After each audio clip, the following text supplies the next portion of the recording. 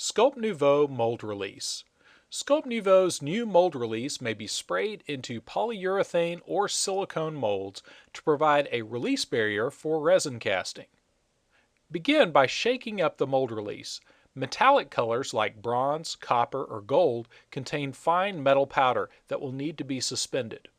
Once you've shaken up the mold release, you're ready to dispense a small amount into your spray gun. To reduce spillage, it's a good idea to pour into a paper cup and then pinch the paper cup into a small pour spout in order to fill your airbrush cup. A small, inexpensive external mix airbrush is ideal for this type of application.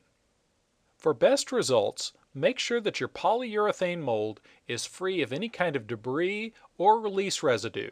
You can use our Sculpt Nouveau graffiti remover to remove any mold release residue on the inside of the mold. This is a basic polyurethane mold, cleaned and ready for use. Test the spray pattern on a clean white surface first before spraying into the mold, just to make sure you have a good spray pattern before applying the mold release to the inside of the mold. Once you've begun spraying, make sure to keep moving and spray from all angles to make sure that you get adequate coverage over the entire surface of the mold. Since you'll be casting a polyurethane resin into a polyurethane rubber mold, you want to make sure that you don't have any bare spots where the mold is showing through. Otherwise, you might have bonding between your polyurethane resin and your polyurethane mold.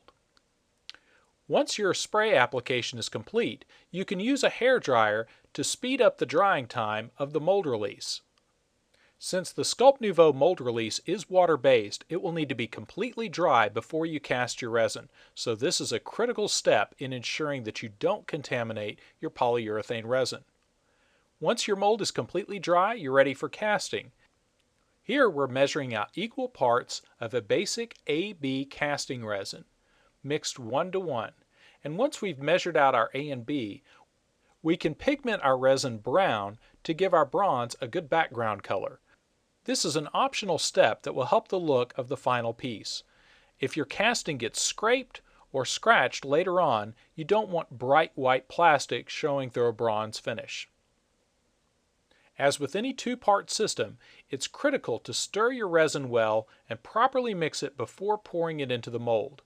Any uncured spots of resin could result in imperfections on the face of the cast.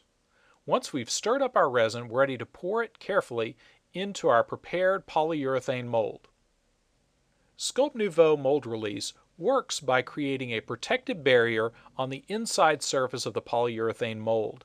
The barrier sits on the surface of the mold and then bonds to the very adhesive polyurethane resin, thus relying on the polyurethane resin to stick to the mold release, pulling it out with the cast. Once your resin has cured to a tough, hard plastic, you're ready to demold your part.